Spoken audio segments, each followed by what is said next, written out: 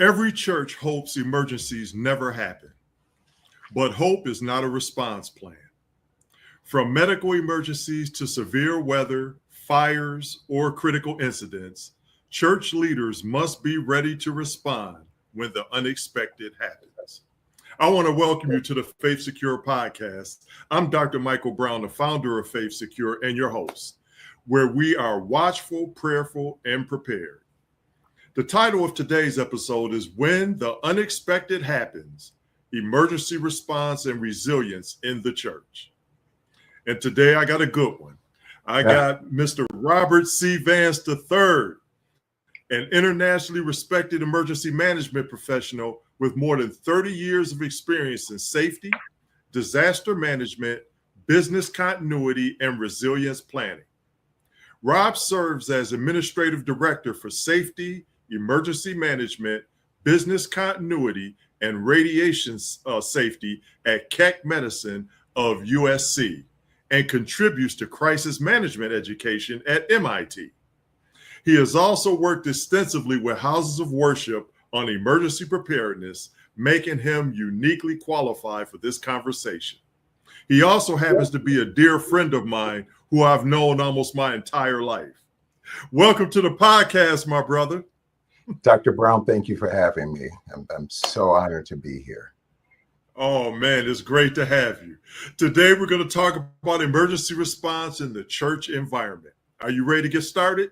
Let's get started. All right. First segment, Rob, we're going to talk about why emergency preparedness matters for churches. So the opening question is, many churches focus on security threats, but not necessarily emergency management. Why should churches think about preparedness more broadly?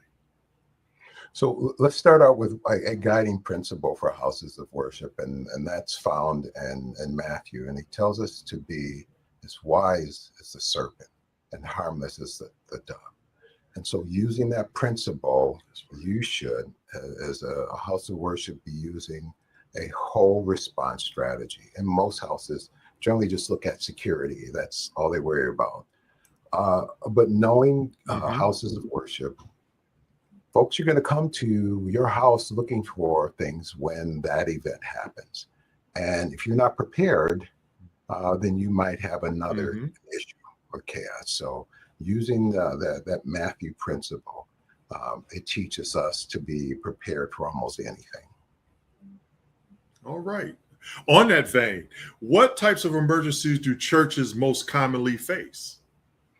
So a lot of churches run into missing children, wandering parents, which I've seen a lot. The parents are aging and they get up and go to the restroom and then they're wandering off campus and you have a hold of, chasing down your parents or someone else's parents.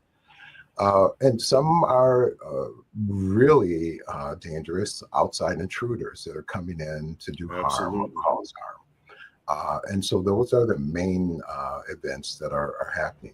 Again, you have another level of events, Dr. Brown, that focus on medical emergencies, again, with that same audience, older adults. You have trips, slips, and falls.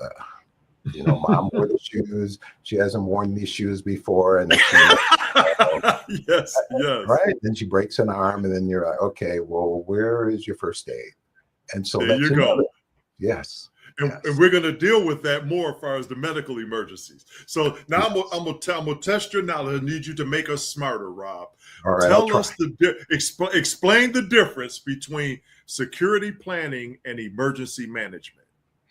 All right. So security planning is generally for events that will happen. Emergency management and business continuity doesn't really care what kind of event it is. Its only responsibility is to ensure that whatever the event is, you have items, processes, policies in place for that event. And it's kind of hard because you're planning for black swan events, which is another term in emergency management we use.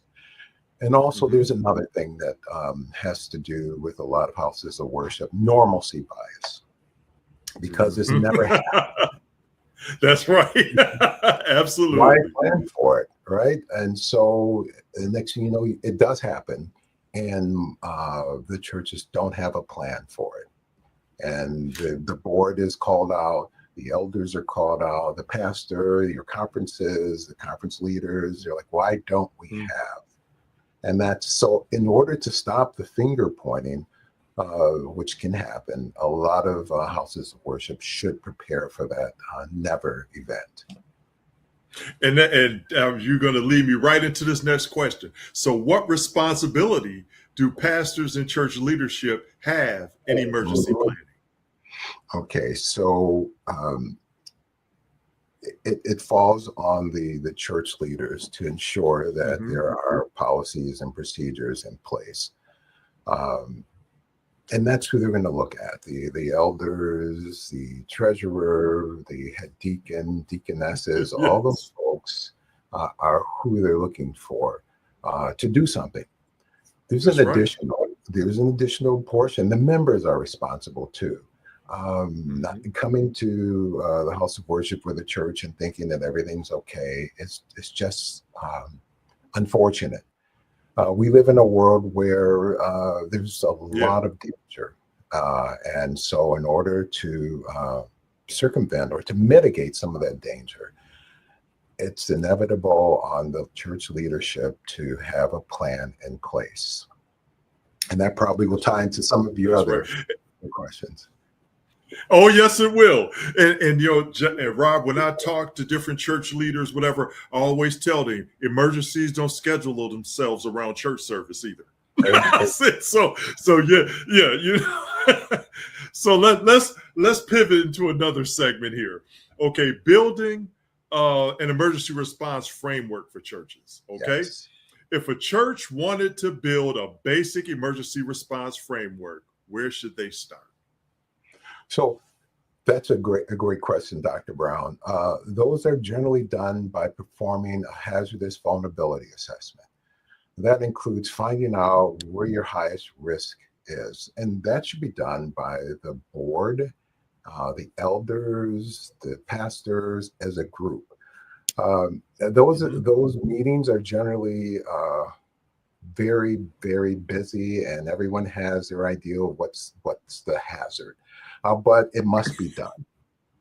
Once you get through that, you're going to pick usually the first top two are enough for most organizations to handle by themselves. There's usually three. One is there's not enough food and water response. There's generally a lack of security and your area of expertise. No one's watching the outside while the members are in. And that's a hard one to do because everyone wants to be in the service or in the video. Everyone wants to be the sound. But no one wants to go stand outside and watch a parking lot. No, they don't. So, and then lastly, first aid and emergency response. What plan do you have in place and what supplies do you have? I helped a house of worship, a synagogue one time, that there was no first aid kit. And I said, well, what happens? What happens when something happens or Band-Aid, et cetera? Oh, well, the rabbi goes to his car or sends someone and they have a first aid kit in the car. Wow. And so I helped them, gave them a couple of different options for first aid kits. And they said, well, who's going to keep it up?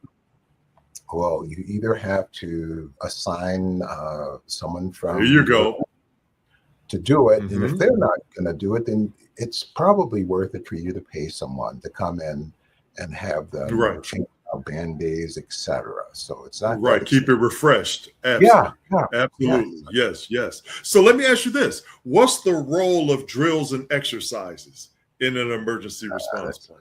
That's a hard one because folks don't want to be. That's one of my hardest ones.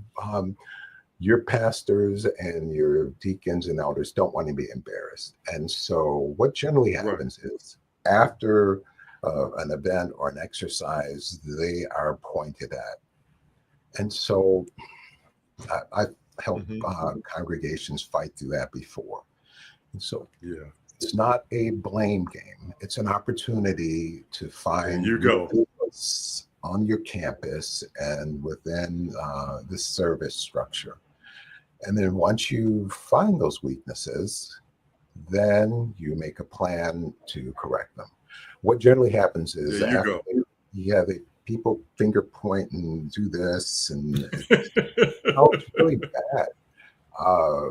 And that's what the purpose of drills and exercises is, to find. Absolutely.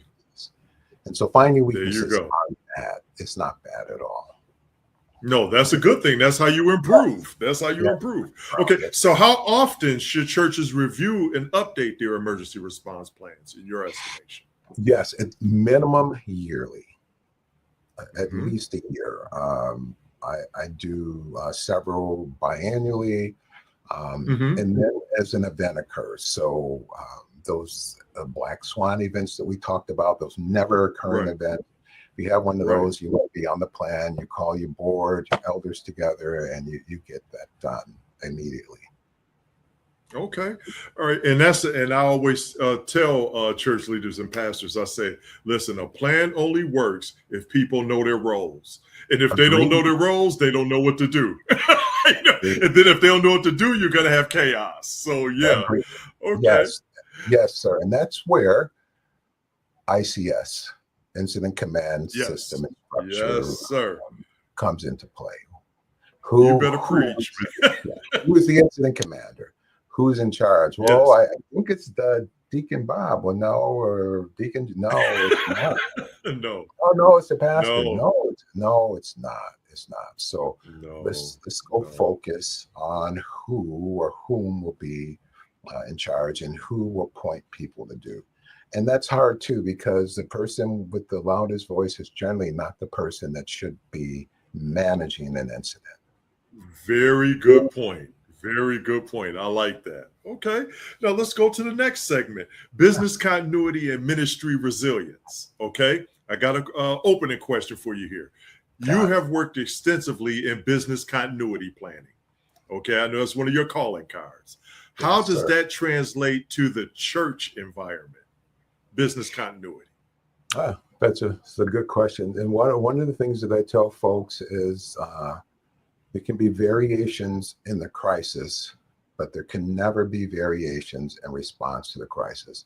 And so what happens in the world is the same thing that happens in the church. And so the response, the variation shouldn't matter. The response is what we're going to get the work at. And so is there a difference? I don't teach that there's a difference. I want you to respond the same way. I don't want you to change. Well, we don't need to go full scale. Yes, you do, because you need to practice. That goes back to the road. Which organizations don't do, specifically our houses of worship. They don't do them enough. You know why? Because we will disrupt the service and we'll make people nervous. I'm like, no, they already know that the world is falling apart. Yes, absolutely. They watch the news, they see the reports, and so they understand. And they understand that may and has come into the houses of worship. So being able to practice, which I teach, if you don't want to disrupt the sacred or solemn part of it, practice when you are greeting folks and stuff. Go right in and start. Okay, we're going to do, hi, I'm Bob. We're going to do an earthquake drill. This is the first 4 drills. In the first quarter, we're going to do an earthquake. Second quarter, we're going to do fire and how to respond to fires. Third quarter, we're going to do an active shooter. Oh my God, no, they don't do that. They are on board and understand. Yes. I just did a fire this past weekend and asked folks what exits do they go to. And one of the things that was really interesting is some of the members were exiting for fire into a locked courtyard. So, oh my God. Yeah. Okay. Oh my goodness. Right? This is a drill, Dr. Brown. This is a drill, and not anything else. So, the pastor stepped and said, "No, we know better than that. don't go. Where are you going to go? All the gates are locked. They're locked to keep bad people Yes. coming in. So where are you going to go? And this, oh, I think we're supposed to go over here. Right. So Yeah. finding that kind of weakness is exciting and should be done. I know folks don't want to disrupt their services. Then Yes. find a good time to do it, and do it at least quarterly. Yes. And people, I know people inherently are resistant to change, but as you do it more often, and there's a cadence, as you said, quarterly, people become accustomed to it. Like, okay, we should be having a drill some type coming up soon. People become accustomed to it if there's a set cadence. Yes. They will ask you. Yes. They will. Yeah, exactly. So Yep, here's another tip, Dr. Brown, that I like to do. No more than $25. Find some swag to give the members for the drill. For an earthquake drill, I purchased some whistles. Whistles, an earthquake, of course, you would use to signal for help. Hey, if you get buried, here's your whistle with the name of the church on it, blah, blah, blah. They know what that's good. They lose them and they ask for more, and that's good too. But that's good. I like that idea. That's great, man. All right. So let me ask. Yes. Please. Yes. And those gestures like that, they serve a good purpose. So let me ask you, what's the difference between surviving a crisis and recovering from one? So in the business world, I'll take surviving the crisis is germane to operational resiliency. Here's an example. If in this instance, if we have an earthquake and we are not able to recover, not only do we lose the trust of our patients and their families, we lose the trust of the regulators, the folks that regulate medical centers, the folks that regulate universities, the accrediting agencies. We lose that trust.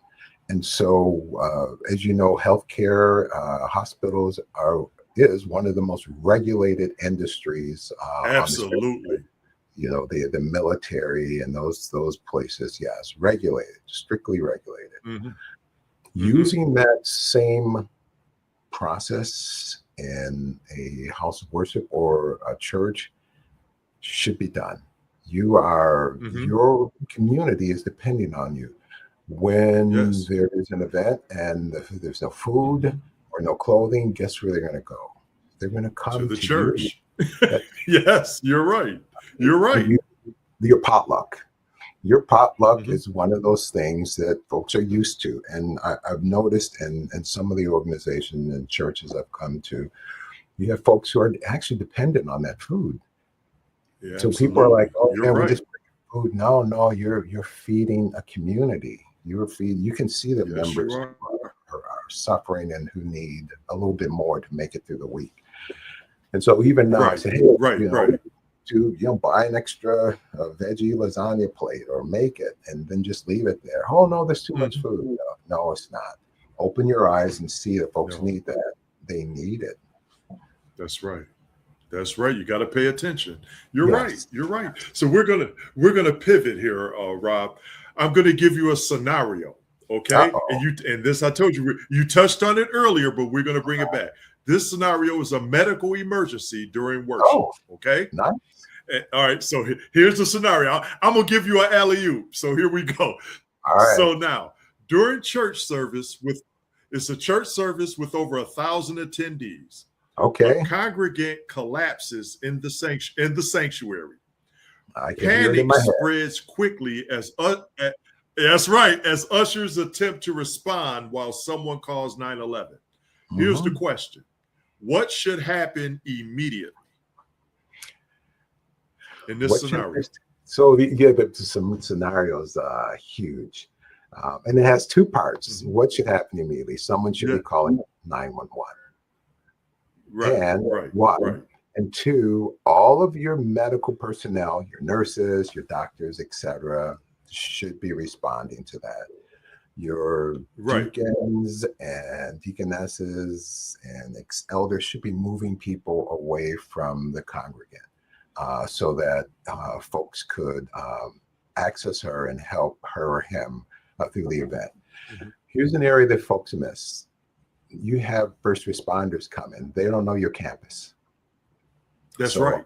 make sure that you send someone out there to direct Joe fireman and Bob the police officer into your campus. Right. And two, most campuses are secured. Someone's got to unlock the doors and actually get them in. Mhm. But here's where the emergency preparedness, the continuity of operations comes in. Somewhere on your vulnerability assessment, someone should have said, we have 400 people that are over 65. Generally, folks over 65 may or may not have heart conditions, may be on blood pressure medicines, blood thinners, etc. Mhm. Where's our AED at? Do we have an AED? Where's our first Right. aid? The first aid kit is buried in the pastor's office. Oh, okay, well, where is it? Where's your blood pressure monitor? Where's all those things? You know, you have doctors and nurses in the audience. Where is the equipment for them to start saving this congregant? And lastly, connected to that is involving and training. And so we've had instances just recently where someone was trying to help. They thought they were doing well. The nurses weren't in the congregation. And he took the person's head and pushed it down like that with a pillow. He thought he was helping. I said, you are collapsing her airway. I said, that's the wrong. Yes. No. But how would they know? They thought they were helping. That's right. The person's head was on the ground. So you give them a pillow, you cover them with a blanket. No, you don't do any of that yet. You don't touch them. And so he was unfortunately, he was a little upset because we pulled him away, but he was actually harming her. So how do you take care of that? Red Cross, other organizations that do first aid and emergency response training are what you have to do. Good point. It's $80 to $85 a congregant, a person, depending on the organization, and that's worth it. Then you must find, you must have an AED. I mean, it's so easy to for folks to be out of rhythm, etc. And the simple AEDs are so advanced now; they'll do everything for you. You put the pads on, etc. They'll go right through it. It'll shock, and it'll keep them going until the first responders arrive. I know that was a long response, Dr. Brown, but it's no. That was good stuff, man. That was good stuff. This is a serious topic, so that was very good. So let me ask: so if emergency response is disorganized, how does that affect both safety and trust in the church? So, again, if it's my family or even your family, and you see chaos, and the place is supposed to be, well, come on, churches are supposed to be healing and caring environments. If you see complete and utter chaos, it's no different than being out in the world or at a fair or in a supermarket where you would expect that. You expect churches to be wholly put together, not only the preaching, the singing, etc., but there's other things that are connected to your worship service. And when those things are functioning well, God is glorified. When they're not, God is not the author of confusion. Of confusion. No, he's not. So when you see that. Rod. No, you go ahead. You're perfect. Yeah, no, you're perfect. You're rolling. Yeah, untrained congregants trying to help. It's not the congregant's fault. It's the fault of the house, the church, the leadership. Just like anything else. If a business fails, the CEO has to take responsibility. In our organization, in the university, it's the provosts and the others that they must take responsibility for the direction of the university. And it's the same thing with a house of worship. That's true. That's true.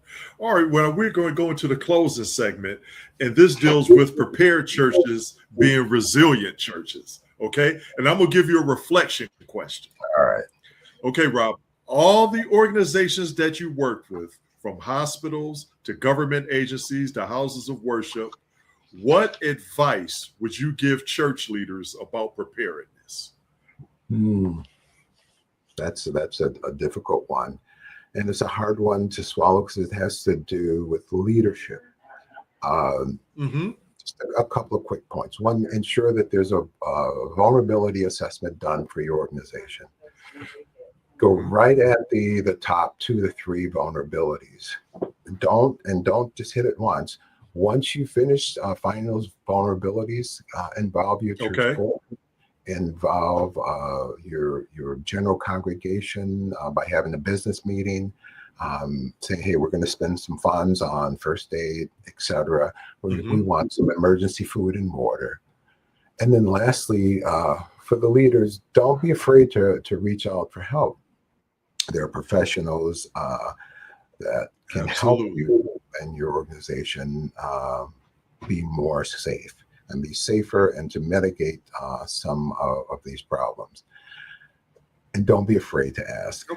We're out there. There it is. Yeah, there's resources there available for you. Absolutely. So let me ask, how can churches start prepping without feeling overwhelmed? So there are some free emergency resources available from FEMA. They've been doing this for years. That will guide churches how to prepare for emergencies. Absolutely. Don't have a link available, but Dr. Brown, if you could provide your listeners with that link. It's free and it's a great start. It also has resources for how to prepare for an active shooter. It doesn't tell you how to mentally prepare for it, which is where professionals like you and I, and they'll give you a paper That's right. that doesn't prepare this part. And so it's out there. There's also resources from the American Red Cross that can help congregants write and prepare emergency response policies. Okay, that's beautiful. Thank you for sharing that, Rob. I'm going to tell you, it's conversations like this is exactly the reasons why I'm bringing together leaders such as yourself across multiple disciplines: emergency management, physical security, cyber security, and governance, to help churches think more holistically about safety and preparedness. So later this season, we're going to be having the Faith Secure Church Security Leadership Summit, where we're going to continue discussions like you and I have had in more depth. Okay, so that's coming. So I just want to close with this statement. Security is about prevention. Emergency management is about response, but resilience is about recovery.